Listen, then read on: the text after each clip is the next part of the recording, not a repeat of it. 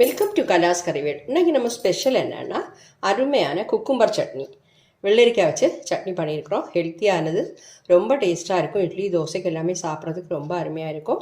கரெக்டாக இந்த வீடியோ ஃபுல்லாக பார்த்து நீங்கள் ட்ரை பண்ணுங்கள். வாங்க அது எப்படி பண்ணுறதுங்கிறது பார்க்கலாம்.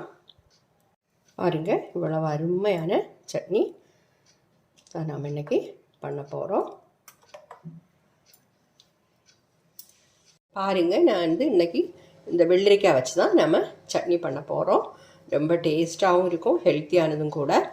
இது ரொம்ப பிஞ்சாக இருந்ததுன்னா உங்களுக்கு இந்த தோலெல்லாம் மாற்ற வேண்டாம். தோலோடே போட்டு நம்ம செஞ்சிடலாம். கொஞ்சம் முத்தினதாக இருந்தால் தோலை மாற்றணும்.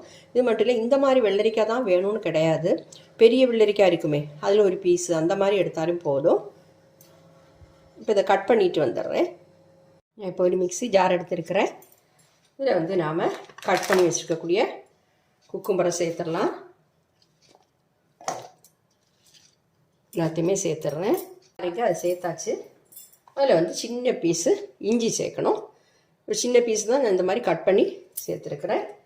அப்புறம் பச்சை மிளகா. பச்சை மிளகா உங்கள் காரத்துக்கு தக்கபடி சேர்த்துக்கோங்க. நான் ஒரு 5 பச்சை மிளகா சேர்த்துருக்குறேன். ரொம்ப சின்ன வெள்ளரிக்கான நீங்கள் ஒரு 3 சேர்த்தா போதும்.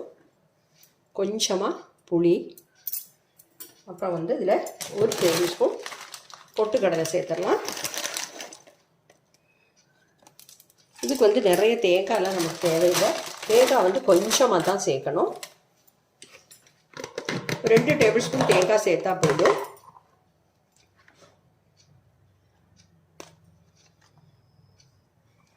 அதையும் சேர்த்துட்டோம். அப்புறம் உப்பு கொஞ்சம் சேர்த்துடலாம். பார்த்துட்டு அப்புறம் வேணும்னா சேர்த்துக்கலாம். கொஞ்சமாக கொத்தமல்லி தழையை சேர்த்துடலாம். சேர்த்துட்டு நல்லா அரைச்சிடலாம். பாருங்கள், நான் இதை அரைச்சி எடுத்துட்டேன். ஒரு பவுலுக்கு மாற்றிடலாம். இதில் நாம் தாளித்து சேர்த்துடலாம். பாருங்கள், கொஞ்சமாக தண்ணி சேர்த்து அருமையாக அரைச்சி எடுத்துருக்கிறேன். நல்ல டேஸ்ட்டாக இருக்கும். நீங்கள் உங்களுக்கு காரத்துக்கு ஏற்றாப்பில் பச்சை மிளகா சேர்த்துக்கோங்க. சில பச்சை மிளகாலாம் நல்ல காரமாக இருக்கும், அதை பார்த்து சேர்த்துக்கணும். தாளித்து கொட்டிடலாம். பாருங்கள், இப்போ தாளித்ததையும் இதில் சேர்த்துட்றேன்.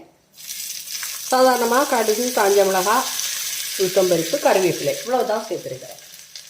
ஓகே, கட்டாயம் ட்ரை பண்ணுங்கள். அப்போ இந்த வீடியோ எல்லாருக்கும் பிடிச்சிருக்கும்னு நினைக்கிறேன்.